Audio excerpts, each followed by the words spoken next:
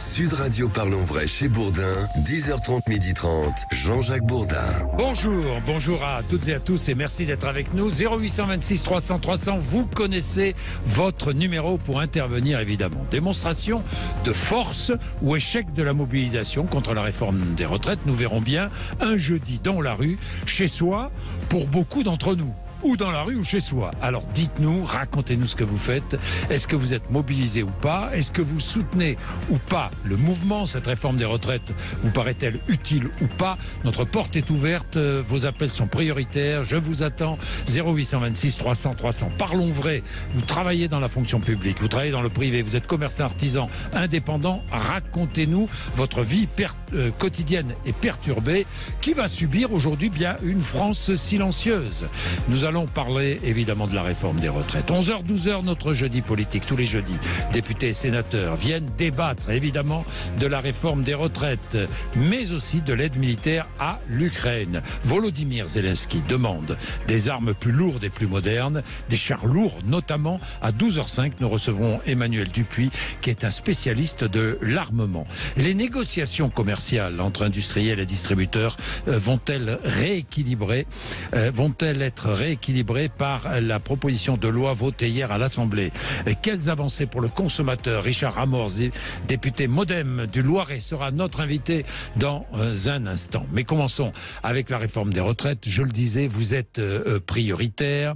Tout à l'heure, dans le débat sur les retraites entre 11h et 12h, je me demanderais si les bonnes questions sont posées dans ce débat, parce qu'on parle beaucoup du report de l'âge de départ, report de l'âge légal de départ à la retraite de 62 à 64 ans, mais il y a cette discussion, ce débat autour de la réforme des retraites soulève tant d'autres questions. Je voudrais tout de suite que nous écoutions nos auditeurs, parce que vous êtes prioritaire. Julien va aller manifester tout à l'heure. Julien, bonjour. Bonjour Jean-Jacques. Julien, vous êtes technicien dans le matériel médical. Tout à fait. Vous habitez l'Essonne, vous avez 41 ans et vous irez manifester à Paris. Exactement, à République à partir de midi. À partir de midi. Pourquoi? C'est la première fois que vous allez manifester, Julien, ou vous êtes un habitué des manifestations? J'ai été un habitué à une grande époque il y a très longtemps. Maintenant, oui. Je me suis beaucoup calmé. Je vais plus que ponctuellement. Malheureusement, dans mon expérience de manifestant, j'ai toujours l'impression que ça servait un peu à rien de manifester entre République et Nation. Oui. Mais en même temps, c'est comme le droit de vote. On a l'impression que ça sert à rien, mais si on l'abandonne, c'est quelque chose qui nous sera retiré de facto ad vitam aeternam. Donc c'est pour ça que malgré tout, je tiens à aller quand même dans les conseils. Quand l'ensemble des personnes sont d'accord pour manifester le même jour, et c'est là qu'il y aura le plus d'efficacité, je pense que c'est important de jouer le jeu et de participer. Bon, vous êtes contre cette réforme des retraites. Que lui reprochez-vous, Julien? Je lui reproche qu'elle est complètement hors sol. Elle ne prend pas du tout en compte la pénibilité du travail et la fatigue du corps humain aujourd'hui. On oublie un petit peu trop souvent qu'au-delà de 60 ans, les gens ne sont plus en capacité de travailler. Moi, je vois beaucoup d'infirmières en maison de retraite qui sont très proches de la retraite. Je les sens totalement incapables de continuer à prodiguer des soins dans de bonnes conditions aux personnes dans l'état de santé dans lequel elles sont.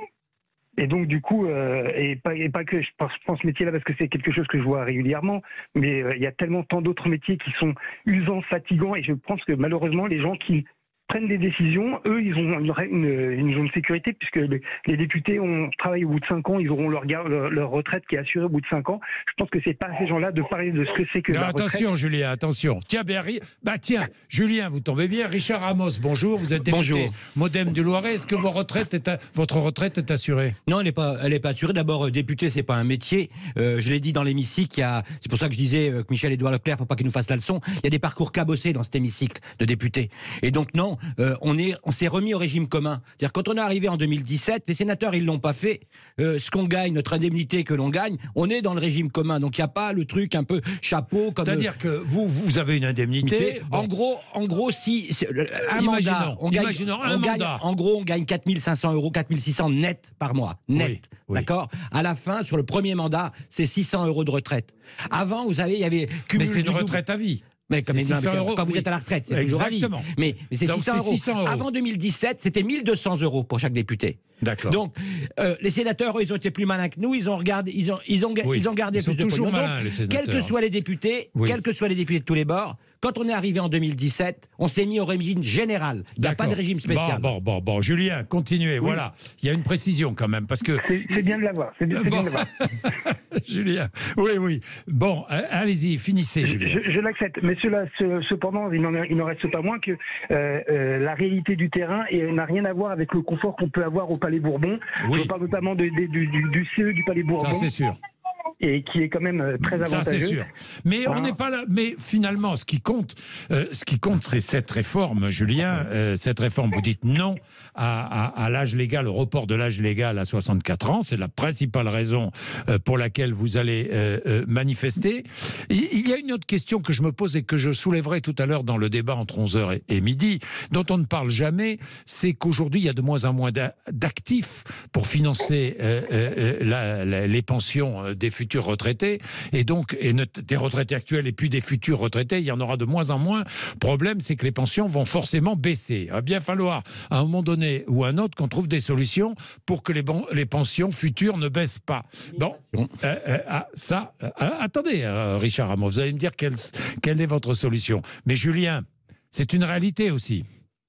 C'est une réalité, mais qui est très contredite par beaucoup de rapports qu'on peut lire, et notamment un rapport qui explique que une caisse de monnaie qui a été mise de côté pour protéger la sécurité sociale, les régimes de retraite, se porte très très bien et fait de plus en plus de bénéfices. Donc je pense que c'est une fausse alerte. Je pense qu'on crie au loup, mais en fait le problème c'est qu'on cherche à renflouer l'État, parce que l'État a dépensé beaucoup d'argent pour protéger les actionnaires, pour protéger les grosses entreprises, et au détriment des salariés qui font la richesse de ce pays. C'est aussi ça la réalité. J'ai envie de vous dire, moi, ce que je voudrais aujourd'hui en France, c'est que les métiers ceux qui ont un impact le plus négatif en cas de grève, soient les métiers les plus valorisés, parce que ce sont eux qui sont essentiels. Grand bien vous ça, si un député fait grève, personne ne sera dérangé. Personne. Oui, bien sûr. Ça gênera pas le pays. Aujourd'hui, moi, j'attends qu'une chose, c'est qu'on taxe bien comme il faut les milliardaires qui se gavent comme il faut, parce que moi, j'ai qu'une devoir, c'est de voir les 44 milliardaires faire une manifestation entre Bastille et voilà. Il faut voir aussi l'impact que ça peut avoir et combien de personnes ça gêne. Et moi, c'est un peu ça aussi la démocratie. C'est aussi malheureusement faire la part de la population qui est la plus impactée et la moins impactée. Bien, merci Julien. Merci Julien. Vous ouvrez cette émission qui va être évidemment largement consacrée à cette réforme des retraites, à cette journée de mobilisation, cette journée de grève. Nous allons partir tout de suite à Toulouse, rejoindre Christine Bouillot, qui est notre journaliste en chef à Toulouse, notre correspondante Christine Bouillot. Bonjour Christine.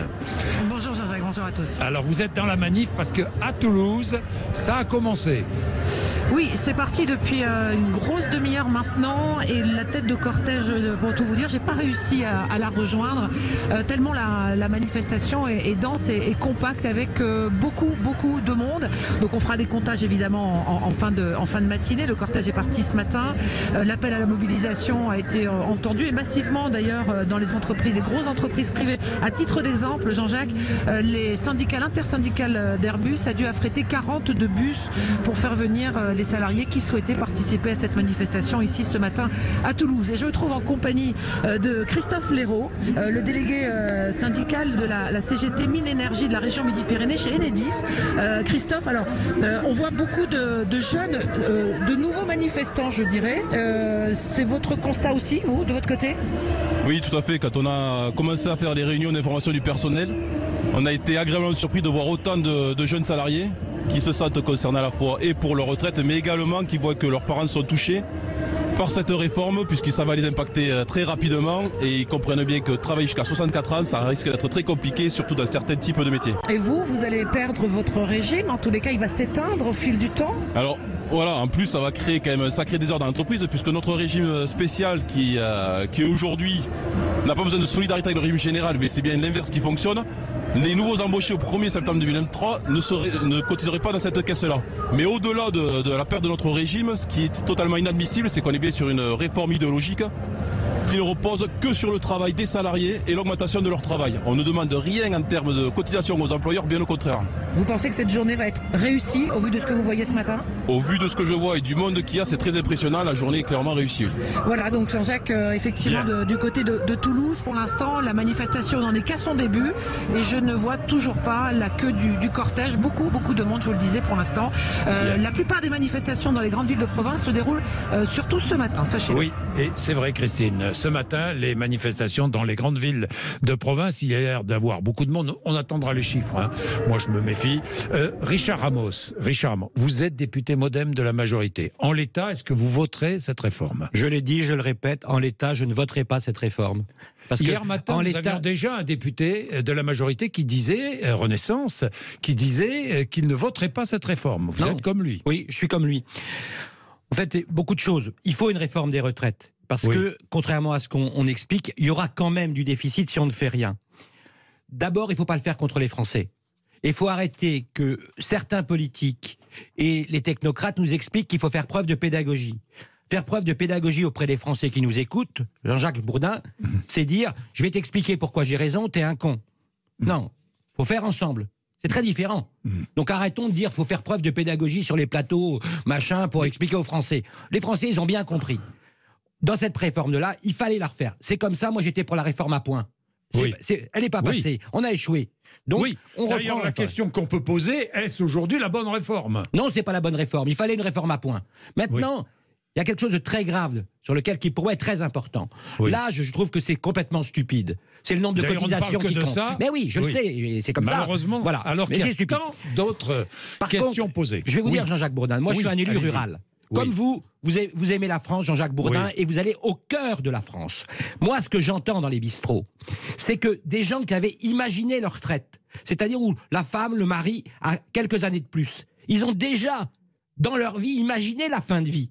Le petit cabanon qu'on a acheté à tel endroit, etc. Et à eux, on leur dit, alors qu'ils auront travaillé 40 ans. Vous allez être obligé de travailler un peu plus. Tout ça, c'est fini. Le type qui a 20 ans, 30 ans, bon, il gueule un peu. Parce que d'abord, c'est vivifiant. Mais il sait que sa pension... Mais là, les gens qui ont travaillé toute leur vie, auxquels on leur dit à 2-3 années près, c'est-à-dire les 61, 68, ceux-là, ils ne le pardonneront pas. Et donc ceux-là, ils disent, moi j'ai toujours travaillé, j'ai pas été au chômage, j'ai cotisé, je me suis levé chaque matin, et tu es en train de m'expliquer que ce que j'avais prévu avec mon compagnon ou ma compagnonne, tu es en train de me le foutre par terre. Et en plus, il y a la vraie vie. Quand quelqu'un a 50 ans, 55 ans, les anciens, on n'en veut plus. Le gars qui gagne ou la fille qui gagne 5 000 € par mois, on va le virer comme d'habitude pour prendre quelqu'un à 2 000. On a fait une réforme du chômage qui a fait que la cotisation, même des seniors, du chômage est plus courte. Ça veut dire que le gars ou la fille, à 52, 53, il va être viré, son chômage sera plus court, on aura mis la retraite plus tard, et tous ces gens-là, on va leur dire que tu seras au RSA. C'est-à-dire, ta fin de carrière, elle sera l'humiliation du RSA. C'est énorme. C'est ça que j'entends moi dans les bistrots. Mais vous entendez ça dans les bistrots, mais est-ce qu'il y a beaucoup de députés MoDem qui entendent la même chose que vous et qui auront la même position que vous? Oui, je pense que le MoDem... MoDem qui fait partie de la majorité, mais qui est toujours un peu en marge, exactement. Qui est indépendant. Le MoDem, par exemple, avec François Bayrou, vous avez entendu François Bayrou qui pense que les entreprises doivent participer à l'effort collectif pour les retraites. Voilà. Et donc, le MoDem, et c'est pas aujourd'hui ce que veut Bruno Le Maire. Et donc, aujourd'hui, on est très différent de Bruno Le Maire sur ce sujet-là. Nous, on pense, le MoDem, qu'on doit faire participer également les entreprises. Ça, c'est vrai. Et puis, autre chose, là, qui est à titre personnel, c'est que, comme vous l'avez dit, la retraite, c'est quoi? C'est des gens qui travaillent aujourd'hui, qui payent la retraite de ceux qui sont partis. Et donc, immigration, pardon. Alors, allez-y, immigration. Parce que ça, c'est des sujets, on met ça sous le tapis. Mais Angela Merkel, elle a compris très très vite que s'il n'y avait pas des immigrés pour venir travailler et avoir des actifs qui payent la retraite, son pays serait en danger. Et donc là, même aux patrons qui gueulent après les immigrés qui vont aller voter à l'extrême droite, qui nous expliquent comment ils vont trouver les travailleurs, comment on va avoir des actifs, regardez la démographie. Parce que la démographie, on ne peut pas tricher. On peut tricher avec plein de chiffres. Mais on sait, c'est la démographie. On peut l'encourager aussi. Oui, mais On ne l'a pas fait. On n'a pas suffisamment défendu la famille. Oui. Mais en attendant, on sait très bien que la démographie en France ne permettra pas d'avoir des actifs supérieurs pour pouvoir financer les retraites. Et c'est ça aussi sur lequel on est assis pour normalement les financer. Je rappelle que la retraite par répartition, c'est une assurance. Hein. Elle n'a pas été faite non plus pour corriger les inégalités. Il faut quand même le rappeler aussi. Bon, allez, Richard Ramos est avec nous. Des quantités de sujets. Député Modem du Loiret. Il est 10h45. Et puis je vois Nathalie. Je prends Nathalie tout de suite. Nathalie qui est dans l'Essonne. Bonjour Nathalie. Bonjour. Vous êtes Bonjour prof d'anglais au lycée. Vous êtes en grève, Nathalie? Oui, je suis en grève aujourd'hui. Alors malheureusement, je suis un peu frustrée. L'école de ma fille est fermée à 100%. Bah oui. Tout le monde fait grève, le directeur, nous on perd les enfants. Oui, j'entendais le monsieur, je suis parfaitement d'accord avec ce que disait le monsieur avant. Pour nous, il est inimaginable de travailler. Alors pour ma part, j'avais prévu 65, Oui. là, 67, là je pense Oui, que parce je que suis vous sur avez 68. commencé tard. Vous avez commencé tard, vous, Nathalie, c'est pour ça. Et oui, le CAPES, oui. on n'a pas forcément du premier coup. Donc, Eh oui. on le rebûche, on le retente, on le repasse et enfin, on l'a. Donc, je pense que pour moi, 68, c'est inimaginable d'aller travailler à cet âge-là. Oui. C'est pas possible. Et puis j'ai l'impression que c'est le chat qui se mord la queue. À quel moment on libère les postes pour les jeunes qui viennent? Enfin, je comprends pas. En ce qui concerne la Cela dit, Nathalie, on a tellement besoin d'enseignants qu'il n'y a pas besoin de libérer des postes. Hein. J'entends bien, seulement ils ne sont pas attirés parce qu'en fin de compte, c'est un métier qui est difficile, qui est mal payé. Qui est mal payé, c'est certain, oui. Voilà, donc on a déjà eu un gel de la fonction publique, le gel du point d'indice. Se rajoute à cela une augmentation de nombre de trimestres, plus un report de l'âge. Bon, écoutez, ça n'attire pas. Ouais, je comprends. C'est pas possible. Bon, ben merci Nathalie, merci pour votre intervention. Vous continuez, hein, 0826 300 300, c'est un forum, c'est une place publique sur laquelle vous venez et sur laquelle vous intervenez évidemment. Il est 10h47, à tout de suite des précisions Richard Ramos. Nous allons parler de consommation avec Richard Ramos dans un instant, mais pas que de consommation, vous allez comprendre. On parlait aussi de grillage autour des propriétés, les clôtures qui enferment certaines propriétés. Richard Ramos se bat contre cela. À tout de suite. Sud Radio Parlons Vrai chez Bourdin, 10h30, 12h30, Jean-Jacques Bourdin. Bien, il y a 11h moins 10. Avec ce mouvement de grève, des perturbations sont annoncées sur le réseau électrique. Félix Mathieu. Oui, les baisses de production atteignent au moins l'équivalent de 2 fois la consommation de la ville de Paris. C'est le début de la lutte jusqu'au retrait, crie la fédération CGT Mines Énergie dans un tract sur les réseaux sociaux, annonçant plus de 7000 mégawatts de baisse de production, mais sans aucun impact sur les usagers. RTE observe pour sa part une baisse de 5000 mégawatts, 2 fois la capitale, mais ça ne devrait pas baisser plus, assure le gestionnaire qui demande tout de même aux grévistes d'arrêter ces baisses de production. Le régime spécial des agents EDF est censé disparaître pour les nouveaux embauchés si la réforme est adoptée. Et ils avaient débuté des baisses de production dès hier soir, notamment sur les barrages du Chelas en Isère, de Pied-de-Borne en Lozère ou des Salelles en Ardèche. Il y a quelques jours, déjà, le numéro 1 de la CGT Énergie avait créé la controverse en parlant de cibler les permanences des parlementaires favorables à la réforme en les menaçant de coupure. Donc vous êtes tranquille, vous. Ouais, tranquille, vous n'êtes pas ciblé. C'est pas Richard Ramos, oui. Ouais, mais c'est pas bien les syndicats qui vont essayer de. C'est la démocratie. Après, chacun mène les luttes et c'est normal. Mais on va pas cibler parce que sinon c'est dangereux pour la démocratie. Dites-moi, que vous disent vos électeurs?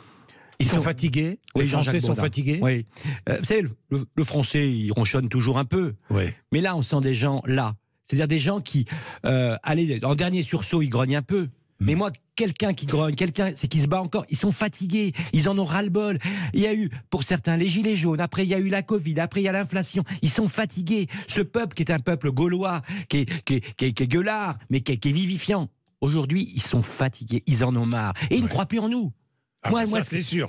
Ni en vous, ni en nous, d'ailleurs. Mais ça, c'est sûr. Mais pourquoi? Parce que ils en ont marre, encore une fois, qu'on leur explique des choses, parce que ils veulent qu'on leur assène. Oui, ils veulent des vérités. Qu'on fasse des choses. Oui. Ils veulent qu'on passe du confort de la pensée à l'inconfort de l'action. C'est ça qu'ils veulent. Alors, Richard Ramos, parlons des consommateurs, de ces consommateurs, puisque vous défendez les consommateurs.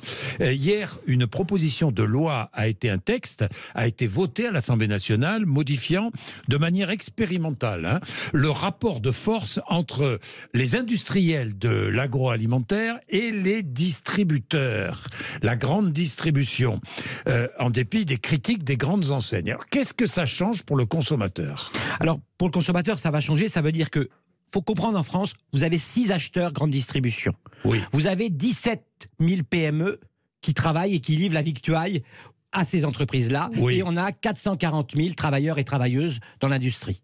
Ça veut dire que, d'habitude, quand on vient dans un box de négociation dire « voilà mon prix », eh bien, systématiquement, la grande distribution étrangle nos PME, étrangle nos paysans pour faire le prix le plus bas. Oui. Et donc, en faisant le prix le plus bas, finalement, on favorise la malbouffe. Parce que pour faire un prix bas, c'est-à-dire quand regardez les prix les plus bas dans les supermarchés, vous mettez des produits qui sont plus de sucre, plus de graisse et plus dangereux pour la santé des plus pauvres. Leclerc a des quantités de contrats signés avec des producteurs, avec des petites PME, des quantités. En les étranglant. Avec des produits de qualité. Il a aussi des produits de qualité. Mais oui. Là, aujourd'hui, Michel-Édouard Leclerc, comme les autres, il n'y a pas que Michel-Édouard Leclerc. Non, mais bien sûr. En fait, ils essorent Leclerc, parce que c'est le numéro 1. Ils essorent nos paysans, ils essorent nos PME dans le box de négociation. Ce texte-là, il fait en sorte, par exemple, que Michel-Édouard Leclerc, qui fait 100% de son chiffre d'affaires en France, mais pourquoi il crée une centrale d'achat en Belgique ? Si ce n'est pour... Ils sont tous. Mais tous, lui et les autres. Mais c'est pas normal. C'est-à-dire, on va dire à nos PME, pour contourner la loi française, eh bien, on va pas t'acheter en France, on va t'acheter à l'étranger alors que c'est en France. Cette loi, elle va dire qu'un produit qui est fabriqué en France, qui est vendu en France, c'est la loi française qui s'applique. Et puis, on a dit aussi à la grande distribution, c'est mon combat depuis 5 ans, des milliers de pénalités logistiques. C'est-à-dire qu'en fait, je dis à un gars, livre-moi à 10 heures. Mais je dis à tous les fournisseurs, venez à 10 heures. Donc évidemment, il y a 40 camions. Le 39e, il est en retard. Et je t'envoie des pénalités logistiques qui n'existent pas. Eh bien, on a mis fin à ce rééquilibrage entre la grande distribution qui essorait nos PME et également la possibilité à Michel-Édouard Leclerc et ses copains d'être moins virulents dans les box de négociation. Mais je dois reconnaître quelque chose qu'il faut avoir l'honnêteté intellectuelle de le dire. Il faut aussi que les Français... Alors, c'est très compliqué de dire ça, Jean-Jacques Bourdin, parce que les gens, ils sont à 10 € près. Ouais. Et donc, si on augmente un peu la qualité, on va augmenter le prix. Mais c'est quoi ? C'est des produits de merde qui tuent les pauvres et on n'augmente pas les prix ? Ou alors on donne les moyens par le travail aux gens d'acheter des prix au juste prix. Et moi, mon combat, c'est pas le prix bas. Quand vous allez dans un supermarché, regardez, mesdames et messieurs. C'est le prix vrai ? C'est le prix vrai ? C'est le prix vrai, exactement. C'est le juste prix, c'est le prix vrai. Oui, et le prix vrai, c'est celui qui tire pas la qualité vers le bas, parce que sinon, c'est les pauvres qui crèvent. Dernière chose, vous vous battez pour désengrillager les propriétés françaises. C'est-à-dire désengrillager. Eh ben, c'est très simple. Moi, je considère que quand on a des animaux sauvages, et même pour les chasseurs, je suis pas chasseur, mais j'ai rien contre les chasseurs. Quand il y a des animaux sauvages, un animal sauvage, c'est un animal qui a le droit de courir partout où il veut. Et de circuler. Et donc partout. là, on avait quelques milliardaires qui ont, sur des propriétés... Vous pensez à la Sologne. À la Sologne, notamment la Sologne. Dans la Somme, il y a aussi des choses comme ça. Des fois dans le Nord aussi, très peu, mais il y en a un peu. On va en grillager à 2 mètres. Comme ça, nos animaux sauvages... Ils vont rester enfermés. Je vais même en importer. Consanguinité, en plus. Consanguinité. Je vais en importer. Chacun, là, je vais appeler 10 copains à 15 000 balles par jour pour avoir le droit de chasser. Il va tuer 10, 15 chevreuils. On va faire venir le tracteur, on va faire un trou.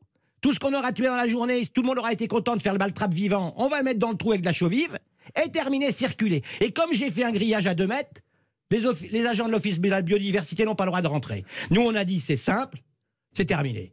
Et ça sera terminé ? Ça sera terminé. On sera obligé de défaire tous les grillages qui auront 30 ans en arrière. Et on devra remettre un grillage qui permettra d'avoir 30 cm en dessous au petit gibier de passer et 1,20 m pour que les animaux sauvages aient le droit de circuler librement. Et je le dis, on a réussi à le faire alors que c'était un combat qui était mené depuis 50 ans.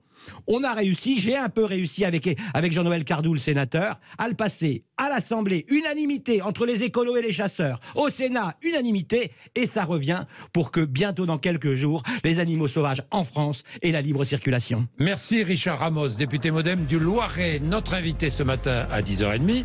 Nous allons poursuivre évidemment. Allez-y, 0826 300 300. Vous êtes, vous tous et toutes, nos invités permanents. permanent évidemment. Vous intervenez, nous allons débattre. Nous sommes jeudi, vous le savez, jeudi c'est un débat politique tous les jeudis. Alors Richard Ramos, je vous invite, vous venez quand vous voulez participer à ce débat. C'est un débat politique, sénateurs et députés, c'est notre jeudi politique, vont parler de l'actualité juste après les infos de 11h. Il est 10h57. Sud Radio Parlons Vrai chez Bourdin, 10h30, 12h30, Jean-Jacques Bourdin. Il est 11h03, vous savez, tous les jeudis, vous avez l'habitude maintenant, c'est un jeudi politique. Tous les jeudis, nous avons des parlementaires, députés et sénateurs qui viennent débattre sur les sujets d'actualité. Aujourd'hui, le sujet d'actualité, évidemment, c'est la réforme des retraites avec la mobilisation, les mobilisations et les grèves. Alors, pour débattre, nous parlerons aussi de l'Ukraine, de l'armement lourd. Doit-on livrer de l'armement lourd ? Armement lourd, ça veut dire par exemple des chars lourds à l'Ukraine. Nous en parlerons en fin d'émission. Pour débattre aujourd'hui par ordre alphabétique, Jérôme Bachet, bonjour. Bonjour Jacques Bourdin. Vous êtes sénateur LR de l'Oise. Bachet ou Bacher ? Bacher. Bacher, faut pas dire. J'avais bien prononcé, mais oui. j'ai eu un doute tout à coup. Bon. Ensuite, Louis Marguerite, qui est député Renaissance de Saône-et-Loire. Bonjour. Bonjour, merci d'être avec nous. Et Aurélien Saint-Toul, qui est député LFI des Hauts-de-Seine. Bonjour. Bonjour. Merci d'être avec nous tous les trois. Bien, un sénateur, deux députés pour parler de l'actualité, la réforme des retraites. Alors, la réforme des retraites, dans tous les débats, de quoi parle-t-on avant tout ? C'est du recul de l'âge légal de départ à la retraite à 64 ans. Je voudrais qu'on dépasse un peu ce débat-là, même si c'est le fond de la réforme, mais cette réforme et les retraites méritent, me semble-t-il, d'autres réflexions. Réflexions autour des pensions que l'on touchera plus tard et que les futurs retraités toucheront. Question que je pose, pourra-t-on vivre, ça ne me concerne pas, mais ça concerne tous les jeunes, les trentenaires, les quarantenaires, pourra-t-on vivre sans avoir épargné par ailleurs ? Est-ce que les pensions de retraite seront suffisantes ? Parce que ce que je constate, c'est qu'au fil du temps, les pensions de retraite sont en train de baisser. Le niveau des pensions est en train de baisser. Alors question, est-ce que cette réforme est utile ou pas pour assurer une pension décente aux futurs retraités ? C'est la première question que je veux poser. Eh bien, Jérôme Bachet, vous répondez. Eh bien, oui, effectivement, le reculer l'âge de la retraite, c'est améliorer la pension à venir. C'est paradoxal, mais c'est effectivement le cas. Ce qui fait diminuer, je vais vous dire les choses, ce qui fait diminuer la pension, c'est le nombre d'annuités. Oui. Plus vous cotisez en nombre d'annuités, en fait, c'est très dur à atteindre 44 annuités pour beaucoup de gens. Et donc, ça diminue ce qu'on appelle taux de remplacement, passer de votre salaire à votre pension de retraite. Mais paradoxalement, et je vous assure, aller jusqu'à 64 ans, 65 ans, ça améliore parce que ça rend possible votre capacité à avoir tous ces trimestres et d'avoir les 25 meilleures années. Parce que les meilleures années... Attendez, je peux arrêter que je termine juste. Oui, juste, Jérôme Bachet. Moi, il n'y a pas de problème. Plus vous allez quand on va prendre vos 25 meilleures années, eh bien, plus vous êtes âgé, plus c'est vers ces années-là où c'est meilleur. Et c'est pour ça que vous améliorez votre taux de remplacement. C'est juste statistique. Et c'est assez paradoxal, mais c'est comme ça. Le dramatique, c'est qu'il va falloir travailler de plus en plus longtemps pour avoir une retraite décente, quoi, si j'ai bien compris. C'est bien le sujet. C'est bien le sujet. Donc la réforme n'est peut-être pas la bonne réforme, alors. C'est une des réformes. Oui. En tout cas, ce qui est sûr, c'est qu'on essaie de tout mettre en œuvre. Marguerite, vous êtes député Renaissance. Absolument, je soutiens bien évidemment cette réforme. Ça a été un peu dit, même si je ne suis pas totalement d'accord avec ce que vous avez dit sur les annuités, mais c'est totalement les chiffres du corps. Mais on aura ce débat au Parlement quand le texte va arriver dans quelques jours. On a vraiment ici, on fait tout ce qui est possible pour que ce système auquel on est tous attachés, d'ailleurs, au-delà des chiffres, au-delà des principes, ça fait partie de notre patrimoine. Je rappelle que c'est une assurance, le système de retraite par répartition. C'est une assurance. C'est quelque chose auquel nous sommes attachés avec un principe, et beaucoup de gens le savent, sur lequel les actifs cotisent pour les retraités. D'ailleurs, quand il a été créé ce régime au sortir de la Seconde Guerre mondiale, il y avait eu cette idée-là. Donc là, effectivement, la démographie, on le constate, fait que on a moins d'actifs qui cotisent. De moins en moins. C'est comme ça. Et après, on aurait pu se poser la question de la natalité, etc. Tous ces sujets-là et dont on pourra d'ailleurs discuter à l'Assemblée nationale et au Sénat. Là-dessus, Je précise d'ailleurs qu'on avait déjà agi sur le taux de remplacement, puisque les 25 meilleures années, on les a traitées par les agriculteurs. On a eu l'unanimité au Parlement il y a quelques semaines. Donc voilà typiquement ce genre de choses qu'il faut faire. 3 ans après le Sénat, oui. On l'a voté.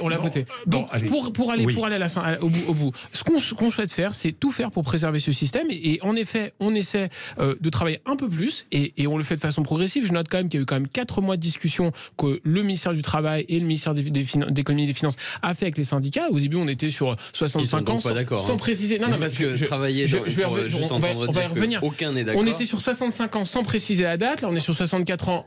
En 2030, donc on a vraiment une progressivité et avec tout un tas de mesures qui par ailleurs, plus d'un tiers du surcroît de cotisation vient financer les mesures qu'on fait pour ceux qui ont plus de difficultés. Oui, mais moi, alors vous allez répondre à votre tour, Aurélien Saint-Toul, député LFI des Hauts-de-Seine. Est-ce que cette réforme va permettre d'assurer une pension digne aux futurs retraités? Moi, c'est la question que je pose aussi, parce que l'âge, d'accord, oui, certains disent se battre sur l'âge. Parce que, à juste raison, disent on fait des travaux pénibles, on ne peut pas travailler jusqu'à 64 ans. Très bien.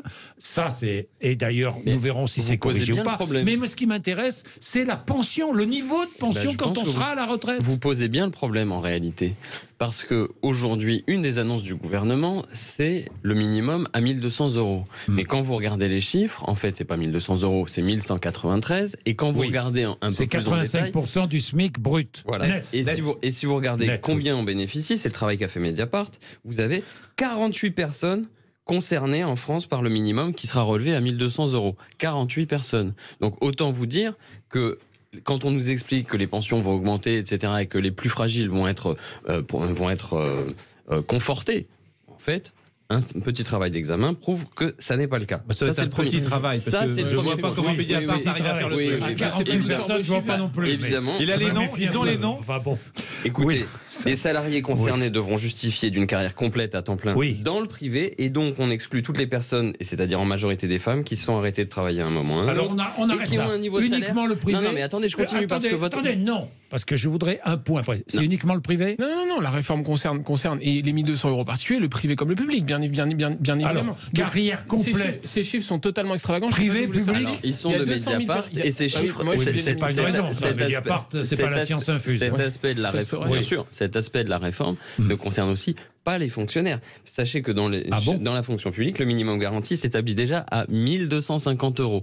Donc vous voyez l'effet d'annonce improbable. Je reviens sur l'idée du montant des pensions. Oui, ça Est-ce qu'il faudra cotiser plus? Est-ce qu'il faudra cotiser à côté? C'est ça l'enjeu. Bien sûr que quand vous augmentez l'âge légal de départ à la retraite, vous incitez les gens à avoir à côté leur petit bas de laine. Et c'est ça qui est en train de se passer. Et rappelez-vous d'une chose qui est importante, c'est qu'aujourd'hui on débat d'une réforme sur une mesure d'âge. C'est ça le cœur de la réforme. Mais en 2019, précisément, Emmanuel Macron disait que ce n'était pas ça qu'il voulait. Il voulait enclencher un changement vers la capitalisation.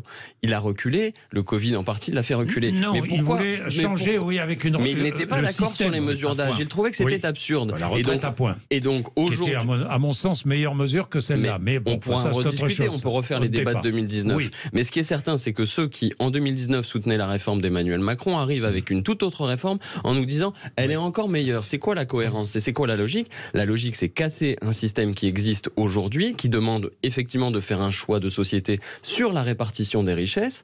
Et évidemment, il y aura un moment pendant lequel il faudra partager un peu davantage, mais le système va se résorber. Et je note que le corps précise qu'il n'y a pas de dérapage dans le système. Non, mais je voulais vous poser une question. Est-ce qu'une assurance, puisqu'encore une fois, je répète, c'est une assurance, est faite pour corriger les inégalités? Non. Alors, c'est une assurance, mais c'est un système public. Après, vous avez le droit de considérer que les assurances sociales ne sont pas là pour corriger les inégalités. Moi, je pense que c'est un système, évidemment, qui est fait pour partager les richesses et pour garantir aux uns et aux autres une plus grande égalité, une plus grande justice sociale. C'est le programme de la Résistance, c'est le Conseil national de la Résistance qui met en place les fondements de ce genre d'assurance sociale. Alors, donc, si vous pensez que effectivement chacun doit payer pour soi, d'accord, vous avez le droit. Moi, je pense que c'est un instrument de solidarité fraternité et d'équité dans la société. Juste, en 1945, il n'y a pas d'autre solution, car à l'époque, c'était répartition ou capitalisation. La France est à plat, il n'y avait pas de capitalisation possible. Oui. Donc c'est aussi un choix de bon sens, il faut le dire. Peut-être qu'il faut être un peu historien de temps en temps pour savoir pourquoi il y a des raisons. C'est juste qu'il n'y avait pas de capitalisation possible pour servir des retraites à des gens qui étaient à l'âge. C'est sous Pétain qu'on a mis en place la retraite par répartition à l'origine. Ben oui, attendez, je rectifie un fait historique. Je ne défends pas, évidemment, mais c'est sous Pétain que ça a été mis en place, la retraite par répartition. Je voudrais juste revenir sur les propos. Je partage évidemment pas ce que vous venez de dire. Ceux qui vous expliquent qu'il n'y a pas de problème vous mentent. Et je dis pas qu'il y a un problème insurmontable. Donc le corps nous ment. Hein. Non, le corps ment pas. On a tous le rapport. Non, mais juste, c'est la base. Le corps indique qu'il y a 12 milliards de déficit par an. C'est pas au total, c'est par an. Sous des hypothèses économiques très favorables. Très favorables. Et il parle d'un équilibre potentiel en 2070. Moi, je sais pas ce qu'on fera autour de cette table en 2070. Mais moi, je ne serai plus là. Vous serez là, mais moi, je ne serai plus là. Donc la question, c'est comment on fait pour ne pas se retrouver dans quelques mois, dans quelques années, au bord du gouffre, parce que là, on a le temps de faire une réforme qui, certes, demande des efforts, mais personne ne le nie. Il y a une cristallisation autour des 64 ans, bien sûr, parce qu'on demande des efforts, mais là aussi, avec des ajustements. Mais c'est très intéressant. Pourquoi faire des efforts? Pour sauvegarder notre régime, monsieur. Mais non, le gouvernement donne des explications quand il écrit à la Commission européenne et il explique que pour compenser 7 à 8 milliards d'exonération de CVAE et d'ISF, eh bien, on va faire travailler les gens parce qu'au bout du compte, votre objectif, c'est de faire compenser par des pertes d'entrée fiscale par de la cotisation sociale. Faux, parce que comme vous le savez, il suffit de regarder les documents qui ont été transmis à la Commission européenne. Je les ai eu comme vous, même d'ailleurs, je participais à leur rédaction dans ma vie d'avant. C'est faux, il faut le dire aussi, parce que c'est un régime, ce ne sont pas les mêmes canaux de financement, ce n'est pas l'État. Pourquoi l'avoir écrit? Ce n'est pas les mêmes canaux de financement. On a dit que c'était une réforme qu'on envisageait, et d'ailleurs on l'a toujours dit, et dans la campagne de l'élection présidentielle, et dans la campagne de l'élection législative. Non, c'est pas l'Europe qui dicte la réforme. Le seul truc que je n'ai pas dit que la réforme était dictée, j'ai dit qu'elle était justifiée devant la Commission de cette façon. L'État vient compenser quelques régimes spéciaux et il le fait. Le reste, ce sont des canaux indépendants. 7 milliards et demi les régimes spéciaux tous les ans. Bien. Alors, moins d'actifs pour plus de retraités. Il est 11h15. Alors, on va en parler juste après la pub. Moins d'actifs pour plus de retraités, comment fait-on?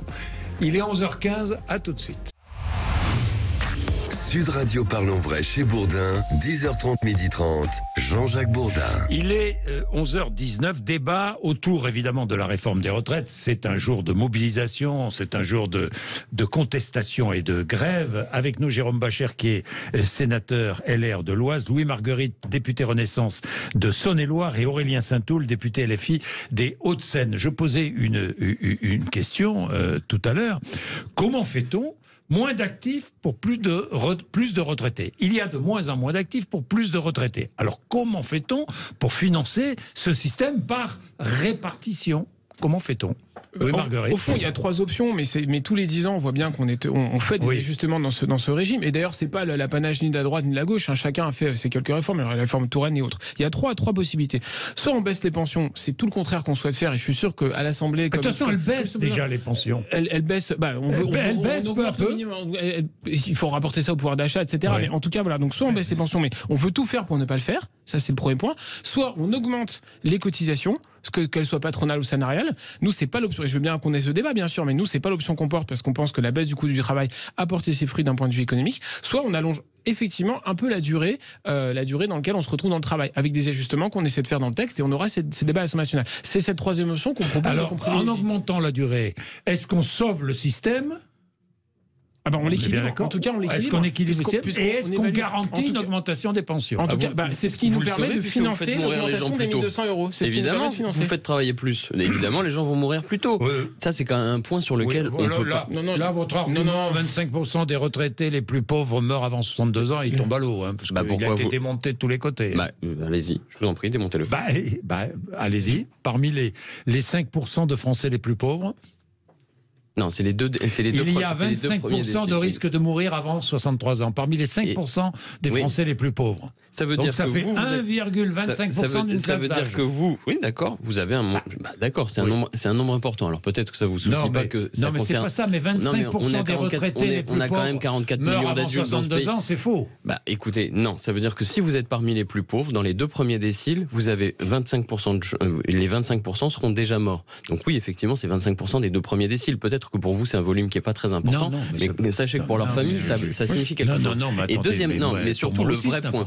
Mais le vrai point, c'est que, évidemment, si vous repoussez l'âge de départ à la retraite pour ces personnes-là, le nombre de ceux qui vont mourir ou être en mauvaise santé va aussi augmenter, parce que le travail, ça n'est pas la santé. Et ça n'est pas négligeable. Ça dépend le travail. Et je me permets de rajouter qu'il y a un élément d'injustice qui est d'autant plus criant, c'est que ces personnes, elles vont avoir cotisé toute leur vie en ayant bossé toute leur vie, et elles ne toucheront rien, et elles auront cotisé au bénéfice de gens qui, eux, vont vivre plus longtemps. Donc, du point de vue de l'inégalité, c'est un peu spécial. Alors, justement, quand vous regardez de près la pauvreté, comment ça se fait? Parce que c'est bien, c'est votre fonds de commerce, mais en fait, c'est pas mon fonds de commerce. Vous le lisez mal. C'est la cause des personnes que je défends. Vous le lisez mal parce que si les gens sont en pauvreté, c'est qu'ils ne travaillent pas, justement. Donc c'est pas un sujet. Non, il y a dans ce pays des travailleurs pauvres. Je sais qu'il y a des travailleurs pauvres, mais c'est vraiment. Vous ne pouvez pas considérer que c'est parce qu'ils ne travaillent pas, c'est pas possible. Non, mais vous vous dites vraiment une contre-vérité statistique. Je n'y peux rien. Il y a des travailleurs pauvres, mais il y en a très peu. L'essentiel des gens les plus pauvres, ce sont des gens qui ne travaillent pas. Donc ils sont pas dans le travail. Alors expliquez-moi pourquoi, si on avait une égalité des salaires entre femmes et hommes, par exemple, on arriverait à sauver le système. Alors moi, je veux bien parler de tous les sujets de manière confuse, parce que c'est une façon de faire quand on a tort, mais comme je suis précis, je vous dis que ce n'est pas ce que vous dites, c'est statistiquement faux, encore une fois, comme Jean-Jacques Bourdin vous l'a dit tout à l'heure sur vos pourcentages sur les pauvres. Ça n'existe pas. Mais c'est pas grave. C'est une manipulation. Vous trouvez que ça n'est pas significatif, mais ça n'est pas faux. Vous avez 2 déciles, et dans les 2 premiers déciles, c'est-à-dire que vous avez des gens malades, dans vous avez des gens handicapés. Mais bien sûr, mais parce que vous pensez que la maladie et le handicap viennent frapper à la porte des gens de façon égalitaire. Bien sûr que non. On est malade parce qu'on a des troubles musculo-squelettiques du fait de. Je savais pas que c'était un débat à 2. Écoutez, on a des troubles musculo-squelettiques quand on a une vie difficile, quand on a des travaux pénibles. Et j'en profite pour parler de la pénibilité. Est-ce que vous savez qu'il y a 4 critères de pénibilité qui ont été passés par pertes et profits et supprimés par Emmanuel Macron? Alors quand on vient nous expliquer qu'aujourd'hui une réforme va prendre en compte la pénibilité, il faut nous expliquer sur la base de quels critères, et arrêter de se moquer du monde. J'imagine que dans le débat parlementaire, on aura des détails sur la pénibilité, sur les critères. Oui. Allez-y. Non, mais on va pas jouer d'abord au concours de celui qui a le plus de riches, plus de pauvres, le moins pauvre, etc. dans les circonscriptions. On a tous des circonscriptions et on représente tous. Non, mais je parle pas de circonscriptions. Non, mais je vous disais juste, on en rencontre. On va pas chercher à se convaincre sur 64 ans. Vous n'êtes pas d'accord. Moi, je soutiens. Je pense que c'est un point d'équilibre qui, certes, demande des efforts, mais qui me semble pas déraisonnable. Juste, moi, je pose la question à la France Insoumise, qui prétend vouloir faire du débat parlementaire et déposer 1000 amendements par député. Comme ça, on est sûr qu'on parlera de rien pendant les 80 heures de débat. Est-ce que vous allez voter avec nous les améliorations sur le compte professionnel de pénibilité? Est-ce que vous allez voter avec nous le dispositif carrière longue? Est-ce que vous allez voter avec nous les dispositifs qui permettent de prendre en compte les carrières, ce qui n'avait jamais été fait les 30 dernières années? Alors, c'est peut-être pas suffisant pour vous. Je veux bien qu'on ait un débat. Il y a des choses qui vont dans le bon sens. Vous égrenez certaines mesures et vous ne les expliquez pas. Donc évidemment, vous avez l'air d'être gentil. Mais attendez. Merci de me dire, je vais aller jusqu'au bout. Vous pouvez considérer que ça ne va pas assez loin, je peux l'entendre. Vous pouvez considérer que c'est pas assez puissant, mais je vous dis juste que c'est des revendications que vous portez, que nous avons entendues sur le terrain, que nous essayons de porter, qu'on peut peut-être même améliorer. Je vous pose la question, est-ce que je l'entends, est-ce que vous allez les voter avec nous sur ces dispositifs-là? Est-ce que le régime de retraite, moi je vais aller beaucoup plus loin, par répartition d'aujourd'hui, est le bon régime? Beaucoup de caisses. Il n'y a pas d'homogénéité dans le système aujourd'hui. Mais il y a Bourdin, trop de si caisses. Vous voulez harmoniser par le haut, vous nous trouverez d'accord. Sachez-le. Mais moi, si vous voulez aligner la situation générale sur celle des cadres, par exemple, sans doute que vous nous trouverez d'accord. Il n'y a pas de problème. Nous défendons l'idée d'une retraite à 60 ans. Avec... Et le calcul des pensions, en partageant et le calcul des pensions pour tous. Vous avez ne serait-ce que le rapport d'Oxfam. Alors effectivement, ça n'est pas aujourd'hui. Non, mais on va retomber sur le sujet du débat. Non, si, parce que vous avez un rapport d'Oxfam qui explique que si vous taxez juste les milliardaires à 2%, vous financez ce genre de choses. Donc, c'est l'Oxfam, c'est l'annexe de la France Insoumise. insoumise, les dirigeants se succèdent hommes, femmes et on peut discuter de la nature. Ah bah vous pouvez vous en ficher, mais écoutez, c'est quand même un sujet. On peut avoir une discussion sur la nature du coût du financement, parce que si c'est une taxe ou si c'est de la cotisation, non mais alors à ce moment-là, je reviens sur ce que vous disiez. Attendez, régime unique, on est bien d'accord pour tous. Calcul de la pension sur les 25 dernières années pour tous. Il ne s'agit pas d'avoir un régime privé unique, public. On est d'accord. Il s'agit d'avoir. On parlait de caisse, pas forcément d'un régime unique. En l'occurrence, on a des régimes. Non, mais vous n'avez pas un régime spécial. Parce que vous voulez à la fois que l'on garde le calcul du public, le calcul du public.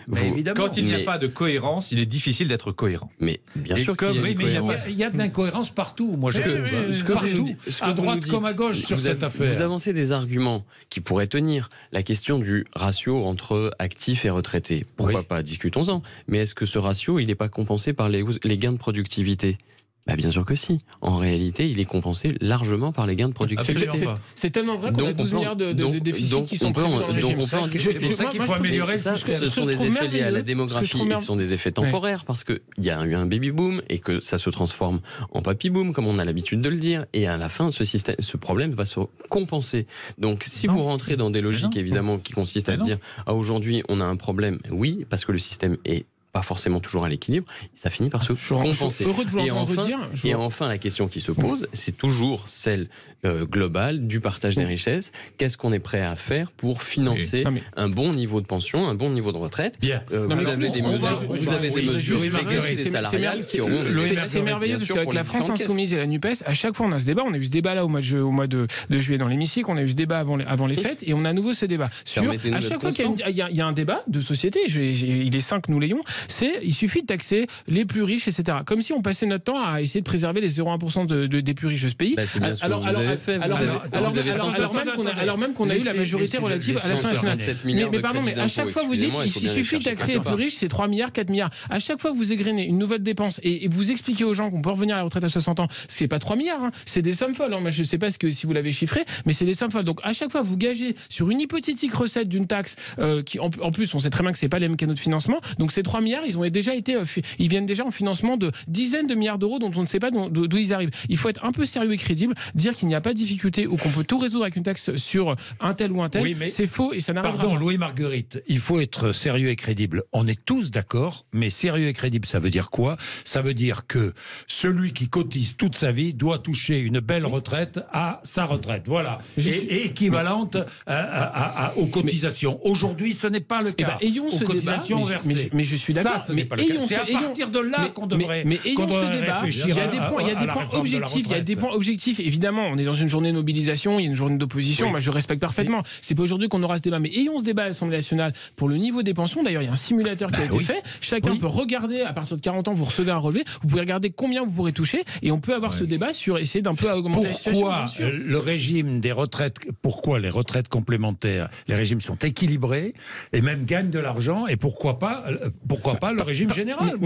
Mais parce que c'est des populations différentes. Parce que c'est des populations différentes. C'est un fait de l'histoire, c'est intéressant. Parce que des montants, des niveaux de cotisation sont plus importants. Mais vous savez que qui défend la cotisation autour de cette table? C'est bien les gens de la France Insoumise. Nous disons que... Il faut augmenter les cotisations. Il faut augmenter les cotisations. Organiser un partage de la valeur en socialisant le salaire. Ah oui, mais non, c'est pas ça le sujet, la cotisation. La cotisation, c'est une forme de socialisation. Non, c'est une contribution. À ce moment-là, c'est pas une cotisation. Donc vous augmentez les cotisations ou pas?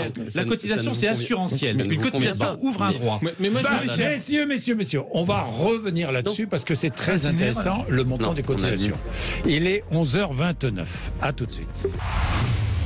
Sud Radio Parlons Vrai chez Bourdin, 10h30, 12h30, Jean-Jacques Bourdin. Bien, il est 11h33. On essaie dans la réflexion de dépasser le débat concentré, je dirais même, concentré sur l'âge de départ, l'âge légal de départ à la retraite, qui passerait de 62 à 64 ans. Il y a tant d'autres enjeux, et notamment le montant des retraites. Et je faisais...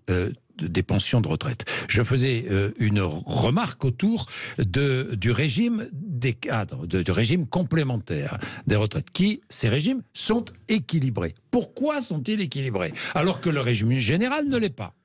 Alors, peut-être 2 éléments. Le premier, c'est qu'ils sont obligés d'être équilibrés. Ils n'ont pas le choix, ils ne peuvent pas s'endetter. D'accord. Voilà, donc ils ne peuvent pas faire de la dette permanente et du quoi qu'il en coûte. C'est une première règle. La seconde règle, c'est qu'ils prennent les mesures pour. Donc ils augmentent les cotisations, ils reculent l'âge de liquidation. L'âge de retrait, de départ pour liquider sa retraite complémentaire, c'est 63 ans depuis 4 ans. Qui le dit ? Qui le dit ? Personne ? 3 ans, pardon. Personne ne le dit. Et voilà, c'est déjà 63 ans pour votre complémentaire. Donc si vous partez à 62 ans, vous ne touchez pas votre complémentaire. C'est tout. Il faut attendre 63 ans. Et c'est pour ça que l'âge moyen de départ aujourd'hui, c'est 63,7 pour les salariés. 63,7. Faut quand même réagir. Et donc 64 ans, c'est pas vraiment le sujet. Vous avez raison, Jacques Bourdin. Le sujet aujourd'hui, quand vous arrivez vers 62, 63, 64 ans, c'est combien je vais toucher. Évidemment. C'est évidemment ça le sujet. Évidemment. Oui. Alors, c'est un peu simple. Sauf pour ceux qui ont des métiers pénibles. C'est quand même un peu sauf simple. pour ceux qui ont des métiers pénibles. La règle des 80-20. 80% des gens, c'est le montant, et 20%, c'est quand est-ce que je pars, parce qu'il faudrait quand même que je reste en vie. Oui. Écoutez, permettez-moi au moins de parler pour ces 20%-là. On parle pour tous. Je me sens. La loi, elle est pour tous. Mais répondez-moi. Est-ce que vous êtes favorable à une augmentation des cotisations ? Oui, le niveau des cotisations peut augmenter, pas la durée, le niveau. Mais alors, donc plus de cotisations. Mais regardez bien. Pouvoir d'achat. Non, regardez bien, vous allez voir, c'est magique. Les cadres. On parle d'Agir Carco. Donc pourquoi ça marche ? D'abord, belle leçon, le paritarisme, ça marche. Oui. N'affaiblissez donc pas les syndicats et leurs représentants. Ils ont tous signé, les syndicats. Mais je vous dis donc, n'affaiblissez donc pas les syndicats par ailleurs. Oui. Comme le gouvernement a pu vouloir le faire et l'a fait. Qu'est-ce qu'a fait le gouvernement ? Oui, avec la loi travail en 2017. Mais bon, ça c'est une parenthèse. Je suis pas sûr de voir. Je parle du paritarisme. 2, c'est une caisse de cadre. Donc regardons le niveau des salaires. Agir Carco, c'est fusionné, hein. Bah oui, d'accord, c'est essentiel. Il n'y a pas que des cadres. Il n'y a pas que des cadres, justement. Bah non, vraiment pas. Alors vraiment pas, ça c'est une bêtise. Essentiellement et dans son principe, c'est contrefactuel. C'est une caisse où les niveaux de salaire sont plus élevés que la moyenne et où le niveau de cotisation est plus élevé. D'accord ? Donc, les prestations aussi. Ça signifie que vous avez un type de population qui est au-dessus de la moyenne, disons, et qui donc accepte à la fois de mettre en commun un peu plus, donc qui est quand même dans une logique de socialisation, et qui peut se le permettre parce que son niveau de revenu est plus important. Donc, si vous voulez, la part relative de la cotisation n'a pas la même valeur que la part relative de la cotisation dans le régime général. C'est un peu abstrait et technique, mais si vous voulez, le premier euro d'un smicard n'a pas exactement la même valeur que le dernier euro de quelqu'un qui gagne 2600 €. Vous comprenez ma logique à ce niveau-là. Donc, dans la réforme Agir Carco, ça a été le cas, mais c'est sur le rapport global à l'argent. Donc, si vous voulez unifier, il n'y a pas de problème. Unifier en augmentant les salaires et en permettant aux gens de cotiser davantage. La question centrale, c'est la question de la répartition de la valeur ajoutée. Encore une fois, qui mange le gâteau ? C'est tout. Non mais on peut débattre de est-ce qu'il y a assez de redistribution dans ce pays ou pas. Vous considérez que c'est pas le cas. Moi, je note juste qu'on est un des pays qui est le plus redistributif. Je dis pas que c'est assez. Non, c'est pas vrai. C'est des rapports très indépendants qui le disent. Mais peu importe, c'est un autre débat qu'on aura avec plaisir. Oui, c'est un autre débat. Le seul point d'accord que j'ai avec vous, c'est qu'en effet, le paritarisme, ça marche et personne n'essaie de contraindre le dialogue social. À nouveau, il y a eu 4 mois de discussion. À nouveau, ils sont pas d'accord. Il y en a aucun qui est d'accord. C'est la preuve que quand on a des organismes, c'est la preuve. Pardon, j'aimerais juste répondre à mes collègues. C'est la preuve juste que lorsqu'on a des régimes, en tout cas des structures avec une gouvernance et dans laquelle d'ailleurs on ne peut pas s'endetter, et c'est peut-être pour ça que c'est bien géré aussi. Comme les collectivités.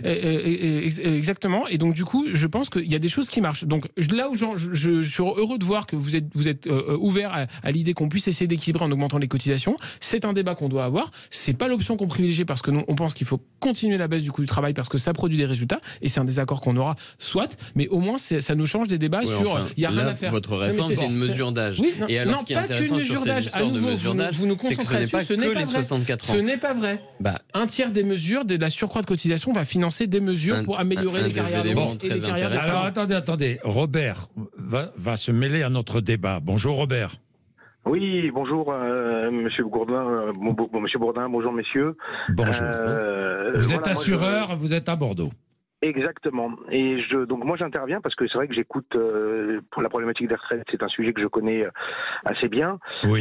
mais on parle beaucoup des conséquences, c'est-à-dire l'âge de départ, on est sur des conséquences et on ne parle pas souvent des causes. Et la problématique, c'est que les causes, c'est qu'il va y avoir moins d'actifs par rapport au nombre de retraités. C'est ce qu'on disait. Exactement. Il y a un instant. Parfaitement. Mais les actifs, c'est quoi ? Les actifs, c'est aussi une politique familiale. C'est aussi des enfants qui naissent. C'est un accompagnement et en incitant les familles à avoir des enfants. Parce que les enfants d'aujourd'hui seront les cotisants de demain. Et aujourd'hui, sur cette politique familiale, regardez, on n'a pas de ministère à la famille. Voilà, on délaisse un petit peu la partie des familles et on écrase un petit peu les familles. C'est-à-dire cette espèce d'équité qu'il y avait jusqu'alors lorsqu'on avait des enfants, elle n'y est plus aujourd'hui. C'est les revenus, ainsi de suite et ainsi de suite. Ça, c'est le premier point. Deuxième point, c'est la fraude sociale, parce que de l'argent dans ce pays, on en a. Mais quand vous avez près de 2,5 millions, voire 3 millions de cartes vitales fantômes... oui, ça, les chiffres, personne ne peut dire quel est le chiffre exact de cartes vitales fantômes. Alors, il y a eu des rapports qui ont été donnés. Oui, des rapports divers et variés. Il n'y a rien. Mais enfin, il y en a. Ça, il y en a. C'est bien qu'on soit d'accord. C'est qu'il y en a. Et après, encore une fois, j'ai lu là dernièrement le livre de Pratt où il expliquait qu'il y avait on avait 50 milliards de fraude sociale en France. Donc, oui, en tout cas, il y a de la fraude. Alors, on peut dire qu'on n'en sait rien. Il y a quand même une réalité aujourd'hui qui est celle-là. Alors, l'âge de départ à la retraite, effectivement, on peut tout à fait se dire qu'il y a des gens qui ont des travails pénibles, des gens qui ont des travails difficiles. Effectivement, quand on a 60 ans qu'on est sur un chantier, ou 62 ans qu'on est sur un chantier à manier le marteau-piqueur, et qu'on a fait ça toute sa vie, oui, on a envie d'arrêter. Mais il y a d'autres métiers où on peut travailler même au-delà, et bien au-delà de 64 ans. Dites-moi, vous êtes assureur, Robert. Est-ce que vous seriez partisan d'une dose de capitalisation dans une réforme des retraites future ? Alors, oui et non, parce qu'on voit un petit peu ce que ça donne aux États-Unis par rapport aux fonds de pension. C'est loin d'être la panacée. Je pense qu'aujourd'hui, on a le meilleur système social au monde, mais qu'il est en train d'être démoli depuis de nombreuses années. Et je pense qu'on a un système qui joue sur qui est intergénérationnel, qui travaille sur les solidarités. Et aujourd'hui, on est en train de le démolir. Je vous donne un exemple. Oui. Alors, c'est une goutte d'eau. Mais par exemple, en Algérie, on paye des retraites à des centenaires plus qu'il n'y a de centenaires en Algérie. Il y a un rapport qui est tombé dernièrement. Il y a 60% des retraites qui sont payées à l'étranger. On ne sait pas si elles vont aux bons bénéficiaires. Donc il y a quand même, vous voyez, donc l'argent on en a. Il suffit de se donner les moyens d'aller chercher cet argent. Bon, merci Robert. Merci. Oui, je parlais de capitalisation parce que dans le public ça existe, même si c'est un peu marginal, mais ça existe. Mais il y a une capitalisation dans le privé. Oui, il y a notamment la retraite préfond, effectivement, qui est un gros régime. Mais ça vient. En fait, on a un système qui est complexe parce que c'est aussi le fruit de l'histoire. Vous vous rendez compte, notre système. Il y a plusieurs caisses. Oui, le privé, le public, c'est pas le même système. Le calcul de la pension, c'est pas le même. On a une retraite de base. Retraite de base, mais bien sûr, et je sais que quand on dit aux gens c'est complexe, ça leur convient pas. Ils disent mais qu'est-ce qu'on fait ? Tout ça sur la table. J'entends bien. Mais parce que vous n'avez pas le courage de le faire. Parce qu'imaginons, si vous vous attaquez. On a tellement pas le courage de le faire qu'on fait une réforme qui en plus est difficile. Une réforme qui va. On mesure pas la qualité d'une réforme, c'est au degré d'impopularité. Et y compris au nombre de manifestants qui manifesteront aujourd'hui. Mais ça, c'est le problème de la démocratie. Si les gens ne sont pas d'accord, il vaut mieux les écouter. Mais c'est pour ça qu'il y a des élections d'ailleurs. C'est pour ça qu'on est élu par le peuple. Oui, le problème, c'est que Emmanuel Macron est avancé masqué sur ce sujet-là. Il n'avait pas de mandat. Et redistributif, si on pourra faire ce débat, mais on l'aura dans l'hémicycle. Absolument. On a un régime général, effectivement, qui est par nature redistributif, puisque les actifs cotisent pour les retraités d'aujourd'hui. Donc, à la question de savoir combien je toucherai de pension dans 30 ans, dans 40 ans, il y a forcément un peu d'incertitude sur cette question-là. On essaie de tout faire pour que dans 30 ans, et c'est ce qu'on se cherche à faire, on puisse faire ça. Il y a une incertitude, mais l'incertitude, c'est que plus on va, et plus le niveau des pensions baisse. Et ensuite, vous avez raison, on essaie de faire le contraire. Et vous avez raison, on a empilé, avec Agir Carco, et après des régimes complémentaires, obligatoires ou pas d'ailleurs, selon les entreprises, selon les branches, etc., y compris dans le public, puisqu'on peut cotiser à la préfond avec un régime de points, dans lequel on cotise plus pour soi-même. Et à la question de savoir pourquoi on met pas ça dans un grand tout, c'est la question, c'est qu'il y en a qui ont cotisé, et certains plus que d'autres, parce qu'il y en a qui ont des professions où c'est indexé sur le salaire, d'autres sur l'âge, etc. Et qui disent, bah oui, mais attendez, moi j'ai un peu plus individué, je suis dans un groupe de gens qui ont un risque plus élevé, moins élevé de partir à la retraite à tel âge, d'avoir tel niveau de pension, etc. Et d'ailleurs, on a bien vu, puisqu'on a eu notamment la grève des avocats. La justification et la nécessité des régimes spéciaux que vous stigmatisez en permanence. On rend une justice, on les stigmatise pas. On d'ailleurs une clause de grand-père, puisque c'est ceux qui arrivent dans le nouveau régime en disant, bah voilà, les conditions ne sont pas celles qu'il y avait il y a 40 ans. C'est pas une grande réforme parce qu'il n'y avait pas une grande légitimité. Il faut dire les choses simplement, Jean-Jacques Bourdin. Oui. La grande réforme. Vous la voterez, en l'état? En l'état, non. Moi, vous ne la votez pas. Je l'ai dit sur Public Sénat ce matin, je ne la voterai pas en l'état. Il manque une grande volet de justice sociale. Et les choses que vous avez évoquées. Le sujet de la politique que votre auditeur, Robert, a évoqué. Il manque un sujet sur la natalité. Il manque un sujet aussi sur le travail des seniors. Et les retraites anticipées pour ceux qui ont les choses les plus dures. Pour l'instant, on est sur une réforme. C'est vrai que sur le travail des seniors, il n'y a pas grand-chose parce que l'index. Vous savez pourquoi, Jacques Bourdin ? Parce que c'est le choix de la politique du projet de loi de financement de la sécurité sociale. Cela ne relève pas d'un projet de financement de la sécurité sociale. Donc il aurait fallu une autre loi sur la réforme des retraites. Oui, ça c'est un autre débat. Et donc c'est pour ça que ça manque. C'est pas complètement faux parce que si le gouvernement choisit ce véhicule législatif, ce type de loi, c'est pour éviter le débat. C'est pour réduire la durée du débat public. Vous pouvez faire le nombre d'amendements que vous déposez, on verra le débat, et il y a 80 heures de débat. Soit plus encore une fois, vous savez, c'est le travail du Parlement de déposer des amendements et d'appuyer éventuellement le social. Quand le gouvernement bloque le travail du Parlement, là, on ne vous entend pas. Alors, sur les seniors, vous allez pouvoir prendre la parole, Louis-Marguerite, juste après la pub, parce qu'il est déjà 12:15, ça passe vite. Sud Radio Parlons Vrai chez Bourdin, 10h30, 12h30, Jean-Jacques Bourdin. Bien, les seniors. Alors, les seniors indexent, vous allez mettre en place un index, c'est-à-dire que l'entreprise va devoir, comme pour la parité homme-femme dans l'entreprise, chaque entreprise va devoir s'engager à employer des seniors, plus de seniors, s'engager. C'est une incitation. D'abord, je voudrais répondre. Je voudrais répondre à ce point parce que j'entends des choses qui font semblant de croire que comme si on n'avait pas vu le point. D'abord, évidemment, l'emploi des seniors. D'abord, il a augmenté. Il est faible. C'est un des plus faibles d'Europe, mais il a augmenté ces 15 dernières années. Il était à 40. On est à peu près à 56%. Pour une raison, c'est pas le seul facteur, mais une raison principale, c'est le fait qu'on a justement un âge d'entrée à la retraite qui est le plus faible des pays d'Europe. Et même après la réforme que nous proposons, que nous soumettons au Parlement, on restera dans les pays d'Europe où le taux d'entrée sera en tout cas l'âge d'entrée sera le plus faible. Ce qu'il faut faire, parce que c'est pas clair, c'est parce que la retraite est trop tôt que les gens sont au chômage. Il y a une logique, notamment dans les grandes entreprises et encouragée par les pouvoirs publics depuis les 20 dernières années, qui était on part en retraite anticipée, plan de départ volontaire, package de départ. Et il n'y aura pas de retraite anticipée en décalé. Attendez. Non mais si vous me coupez toutes les 2 minutes, on va juste pas se comprendre. Donc là, on inverse totalement la logique. Je dis pas que ça suffira, mais c'est ce qu'on essaie d'enclencher, notamment avec le C2P, c'est de dire on va pas vous faire partir tout de suite à la retraite, on va faire une retraite progressive, c'est-à-dire on fait un petit bout de retraite, vous commencez à percevoir votre retraite, vous restez dans l'entreprise, vous continuez à cotiser parce que ça fait une assiette de cotisation et vous augmentez votre niveau futur de prestation de quelques dizaines d'euros, peut-être un peu plus parfois. Et là, vous êtes dans cette logique d'accompagnement. Il faut prévoir toutes les capacités à se reconvertir, à avoir des congés de formation. Ça, c'est un vœu. Je reviens sur l'index. Mais on crée les outils juste sur l'index. Parce que tout le monde dit ça sert à rien. Vous n'obligez pas. Mais tout le monde dit que ça sert à rien. Mais attendez, tout le monde dit que ça sert à rien. D'abord, c'est un truc nouveau qui est ça va tellement servir à rien que les patrons n'étaient pas d'accord avec ça. Le MEDEF n'en veut pas, et la CPME non plus. Ils ne veulent pas de contrat supplémentaire. C'est un premier pas que l'on fait. En fait, vous n'avez pas changé de paradigme. Le paradigme sur le chômage a changé. On est sur un chômage où aujourd'hui on cherche à recruter dans tous les secteurs.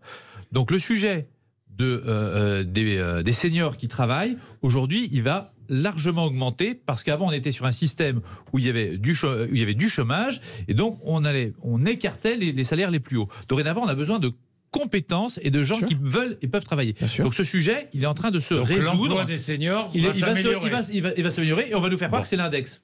Bon. J'ai pas dit que c'était l'index, j'ai juste dit que les patrons n'en voulaient pas. Alors, merci pour cette réforme des retraites. Les débats ne sont pas terminés. Vous allez engager tous les débats dans vos parlements respectifs, mais dans vos assemblées respectives, Assemblée et Sénat. Dernier mot sur... Demain, il y a une réunion importante des pays qui soutiennent l'Ukraine.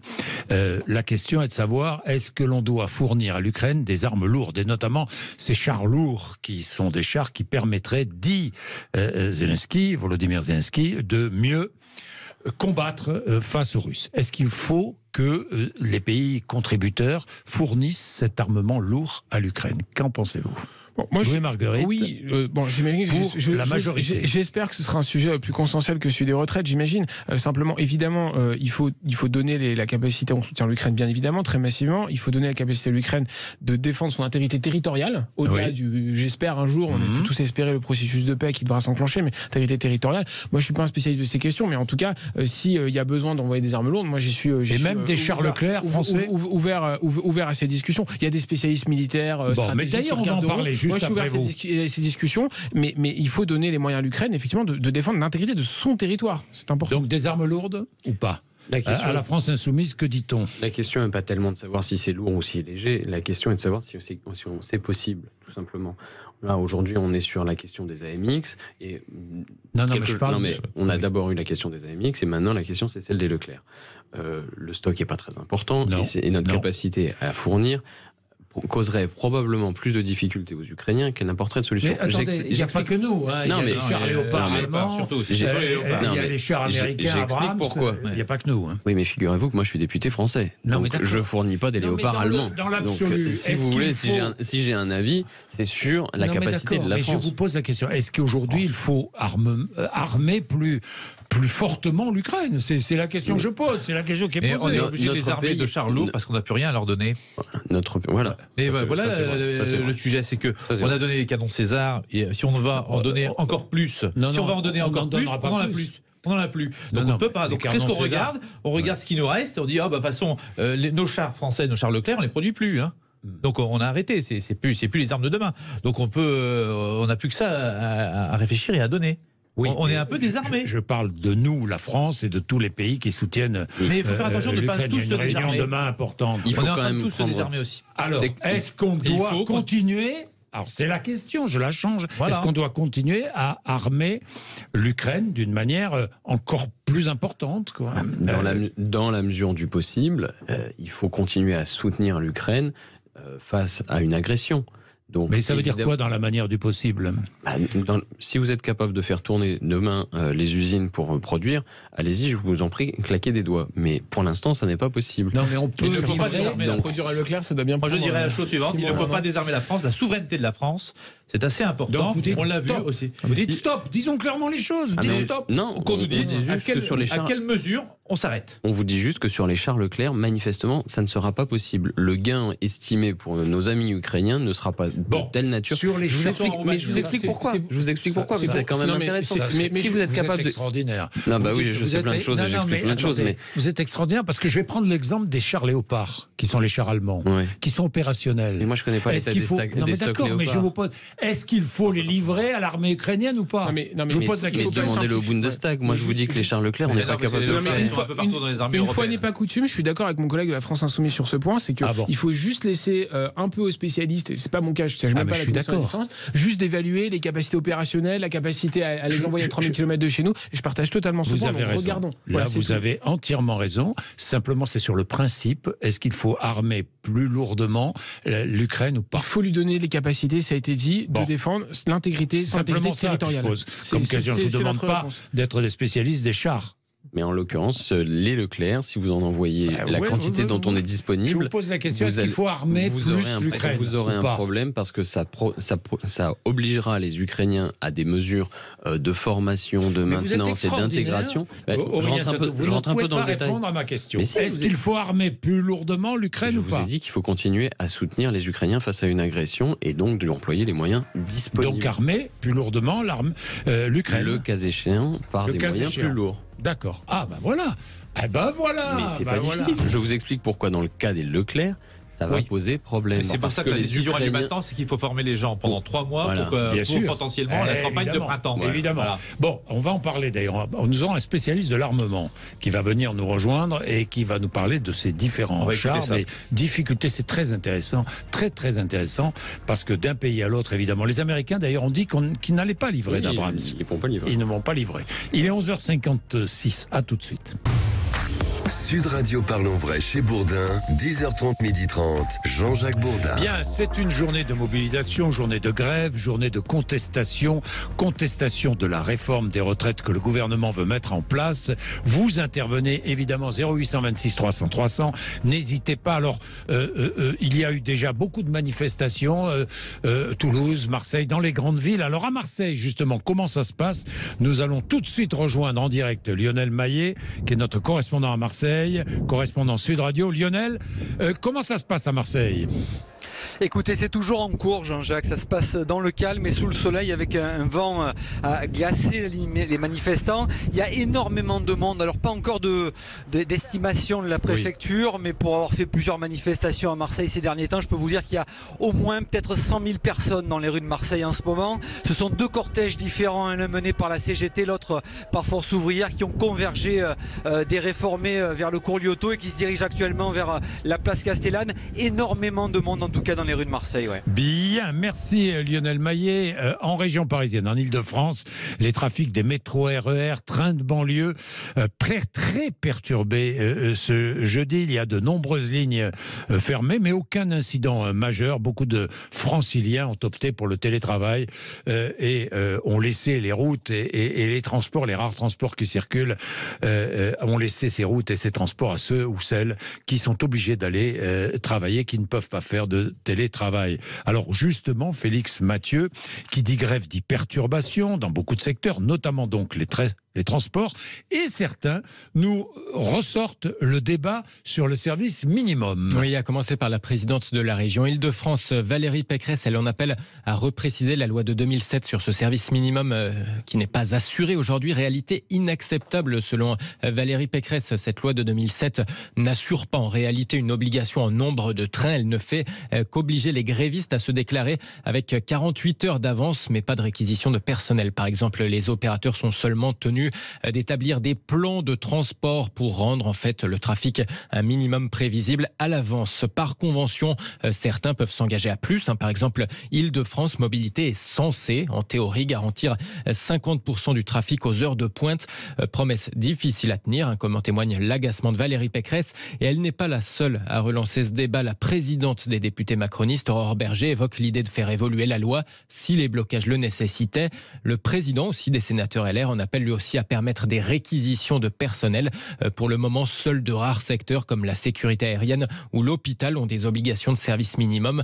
Dans les écoles, les communes peuvent faire appel à des employés municipaux pour assurer l'accueil des élèves si trop d'enseignants se trouvent absents. Oui, en Italie, il est interdit de faire grève dans les périodes de fort trafic dans les transports. Il est 12h09. Florence est à Toulouse. Bonjour Florence.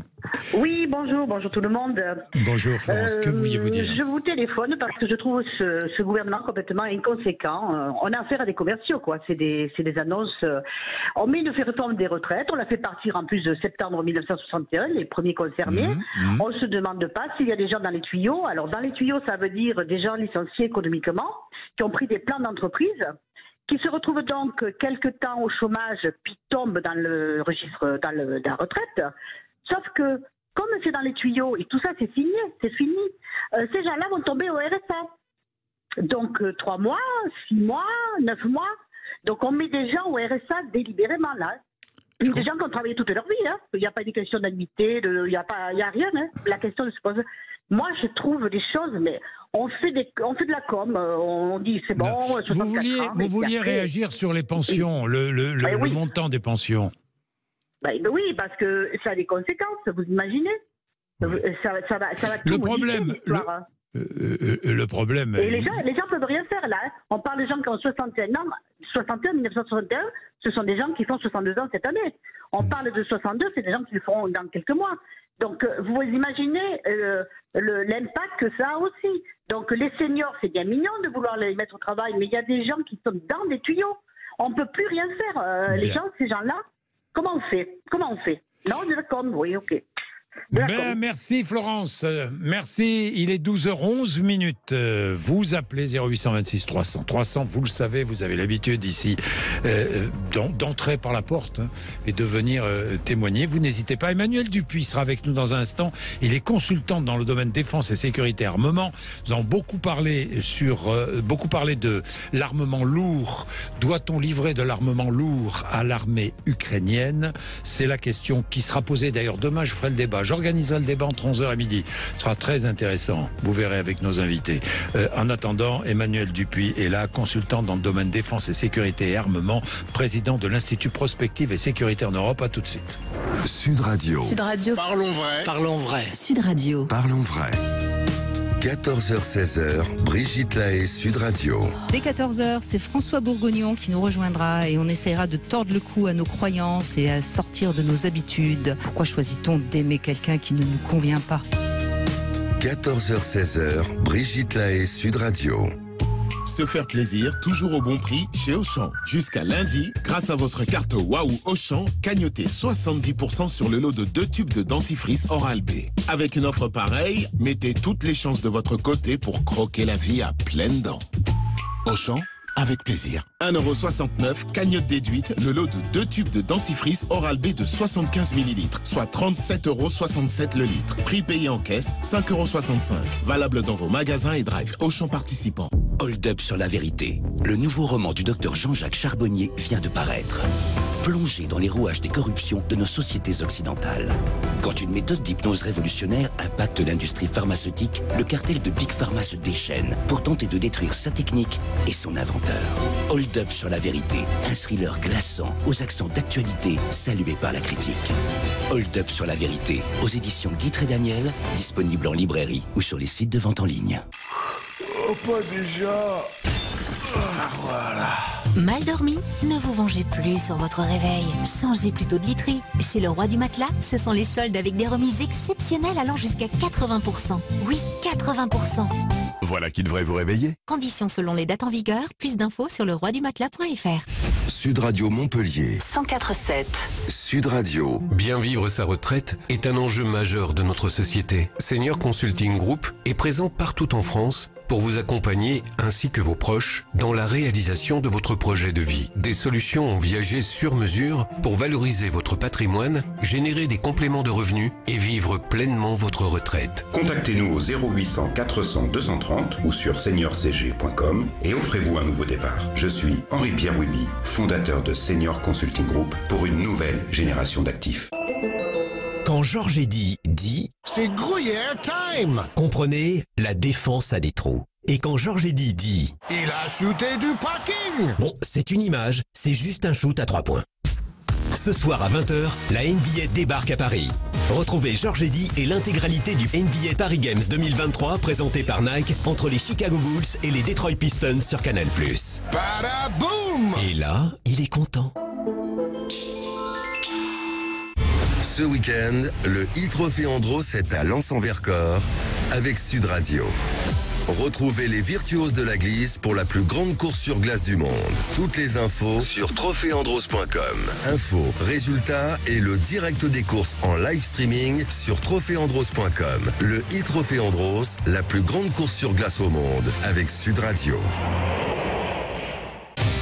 Chez Optique 2000, nos opticiens se dépassent tous les jours pour votre vue. Cynthia, opticienne à Roissy-en-Brie, accompagne de manière personnalisée ses clients et même à domicile. Oui, certains clients ont des difficultés à venir en magasin. C'est pourquoi le service Optique 2000 à domicile a été créé. C'est comme si on déplaçait le magasin chez eux. On leur propose exactement les mêmes services, les mêmes offres produits et le même choix de montures. Pour en savoir plus sur le service Optique 2000 à domicile, demandez conseil à votre opticien ou prenez rendez-vous sur optique2000.com. Optique 2000, on va se revoir. Sud Radio Parlons Vrai chez Bourdin, 10h30, 12h30, Jean-Jacques Bourdin. Bien, Pour savoir et comprendre sur Sud Radio, nous invitons évidemment des experts, des spécialistes, des questions que nous abordons, des questions d'actualité. Il y en a une qui sera au cœur de l'actualité demain. Pourquoi demain? Parce que demain, il y a une réunion du groupe de contact pour l'Ukraine et qui va réfléchir. C'est un groupe de contact qui réunit 50 pays qui va réfléchir sur la livraison ou pas d'armes plus lourdes et plus modernes à l'Ukraine, à l'armée ukrainienne. Volodymyr Zelensky demande des armes plus lourdes et plus modernes. Alors, quelles armes plus lourdes et plus modernes? Pour parler de cela, Emmanuel Dupuis est avec nous, consultant dans le domaine défense, sécurité et armement, président de l'Institut Prospective et Sécurité en Europe. Bonjour. Bonjour. Merci d'être avec nous. Alors, qui dit armes lourdes, dit quelle arme? Quelles sont les armes lourdes que les pays de ce groupe de contact pourraient livrer à l'Ukraine? Alors déjà, c'est une vieille demande, vous l'avez rappelé, le président Volodymyr Zelensky, depuis le début du conflit, a répété de manière insistante qu'il avait besoin d'armes dont les forces armées ukrainiennes ne disposaient pas. Des systèmes anti-aériens. Et d'autant plus nécessaire qu'il y a une intensification des frappes, notamment les systèmes de défense anti-aériens Patriot que les Américains, les Polonais ont décidé de livrer. Et j'ai cru comprendre que la République tchèque réfléchissait aussi à livrer un troisième système. Donc ça va être validé à l'occasion de cette réunion à Ramstein. Il faut du temps pour que le système soit en marche. Alors il faut du temps pour qu'il arrive. Installé en marche. Il faut du temps pour qu'il arrive sur place. 8 semaines à peu près. Il faut du temps pour que les opérateurs soient formés.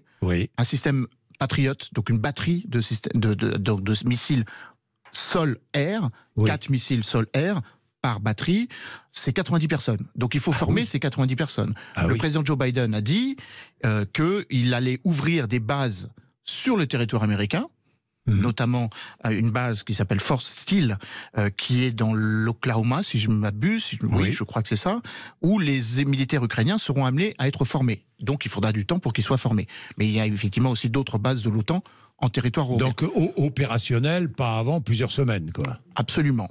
D'autant que les Américains ne sont pas les seuls à devoir livrer du matériel. Les Européens ne sont pas en reste. La France est sollicitée.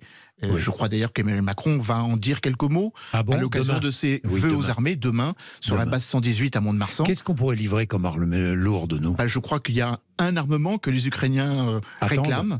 Je crois que Volodymyr Zelensky s'est fait insistant de ce point de vue. Ce sont nos chars lourds, nos chars Leclerc. Nous en disposons d'à peu près 200, 150 opérationnels, 150 à moderniser. Je ne dis pas qu'il faut tous les envoyer. Donc 300 en tout Non, 200 en tout. 150 et 50. 50 qui sont en cours de modélisation et 50 disponibles. Nous en avons déjà 12 en territoire roumain, donc tout proche de la frontière, sur une base donc à Sincu, pour protéger les Carpates. Alors, ils pourraient aller en Ukraine. Deux options. Soit une partie de ces 12 Leclerc sont livrés à l'Ukraine, soit nous en livrons d'autres. Après, la difficulté, tout comme d'autres matériels, c'est que les Leclerc ne sont plus en fabrication. Donc, Sébastien Lecornu, le ministre de la Défense, l'a rappelé lors de son déplacement à Kiev il y a à peu près un mois, en se posant la question de savoir si le Leclerc était vraiment le matériel dont les Ukrainiens ont vraiment besoin. Les pièces détachées sont plus difficiles à obtenir.